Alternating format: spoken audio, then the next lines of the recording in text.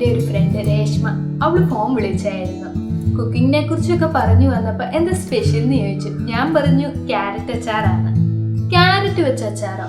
അതെ, ഇന്ന് ഞാൻ ക്യാരറ്റ് വെച്ച് വളരെ പെട്ടെന്ന് ഉണ്ടാക്കാൻ പറ്റുന്ന ഒരു അച്ചാറാണ് ഉണ്ടാക്കുന്നത്. അവള് പറഞ്ഞുകൊണ്ടല്ല ഈ വീഡിയോ ഇടുന്നതെന്ന് ഇപ്പൊ നിങ്ങൾക്ക് മനസ്സിലായി കാണുമല്ലേ. Welcome back to taste visit.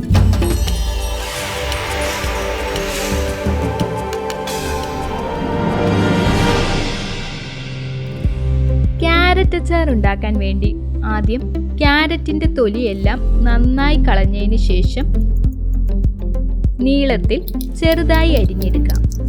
നീളത്തിൽ ചെറുതായി അരിഞ്ഞെടുക്കുകയാണെങ്കിൽ അച്ചാർ കാണാൻ പ്രത്യേക ഒരു ഭംഗിയുണ്ടാവും. നമുക്കിതൊരു പാത്രത്തിലേക്ക് മാറ്റാം. ഇതുപോലെ തന്നെ ഏതാണ്ട് ഒരു 10 വെളുത്തുള്ളിയും നീളത്തിൽ ചെറുതായി അരിഞ്ഞെടുക്കാം.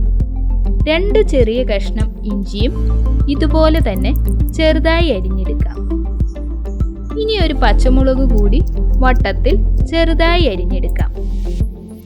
ഇപ്പോൾ അച്ചാറിന് വേണ്ട എല്ലാ സാധനങ്ങളും നമ്മൾ അരിഞ്ഞെടുത്തിട്ടുണ്ട്. ഇനി അച്ചാർ ഉണ്ടാക്കാനായി സ്റ്റൗ കത്തിച്ച് ഒരു പാൻ അടുപ്പത്ത് വയ്ക്കാം. ഇതിൽ അല്പം നല്ലെണ്ണയോ അഥവാ എള്ളെണ്ണയോ ഒഴിച്ചു കൊടുക്കാം. അച്ചാറുകൾക്കെല്ലാം നല്ലെണ്ണയാണ് കൂടുതലായി ഉപയോഗിക്കുന്നത്. എണ്ണ ചൂടായതിനു ശേഷം 1 സ്പൂൺ കടുകിട്ട് കൊടുക്കാം. കടുക് നന്നായി പൊട്ടി വന്നതിന് ശേഷം അതിലേക്ക് 1 വറ്റൽമുളക് ചെറിയ കഷ്ണങ്ങളാക്കി ഇട്ട് കൊടുക്കാം. അതിലേക്ക് നമ്മൾ ചെറുതായി അരിഞ്ഞു വെച്ചിരിക്കുന്ന ഇഞ്ചിയും വെളുത്തുള്ളിയും പച്ചമുളകും ഇട്ട് ഇളക്കി കൊടുക്കാം. എന്നിട്ട് ഇതിലേക്ക് 2 തണ്ട് കറിവേപ്പില കൂടി ഇട്ട് നന്നായി ഇളക്കി കൊടുക്കാം. ഇതിലേക്ക് 1/2 സ്പൂൺ മഞ്ഞൾപ്പൊടി, 1/2 സ്പൂൺ മുളക് പൊടി, 1/2 സ്പൂൺ ഉലുവാപ്പൊടി, കുറച്ച് കായപ്പൊടിയും കൂടി ചേർത്ത് ഒന്ന് ഇളക്കി അരിഞ്ഞു വെച്ചിരിക്കുന്ന ക്യാരറ്റും ഇട്ട് ആവശ്യത്തിന് ഉപ്പും ചേർത്ത് മൂടി വെച്ച് വേവിക്കാം. ക്യാരറ്റ് അധികം വെന്ത് പോവേണ്ട ആവശ്യമില്ല. ഒരു പകുതി വേവായാൽ മതി. ഒരു 2 മിനിറ്റ് കഴിയുമ്പോൾ ഇതിലേക്ക് കുറച്ച് വിനാഗിരിയും കൂടി ഒഴിച്ച് നമുക്ക് സ്റ്റൗ ഓഫ് ചെയ്യാം. നിങ്ങൾക്ക് അച്ചാറിന് ചാറ് ആവശ്യമെങ്കിൽ തിളപ്പിച്ചാറിയ വെള്ളം കൂടി ഒഴിക്കാം. പൂപ്പൽ ഉണ്ടാവാതെ ഇരിക്കുന്നതിനാണ് തിളപ്പിച്ചാറിയ വെള്ളം ഉപയോഗിക്കുന്നത്.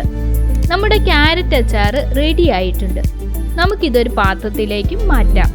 ഒരു 2 ദിവസത്തിന് ശേഷം നമുക്കിത് ഉപയോഗിച്ചു തുടങ്ങാം.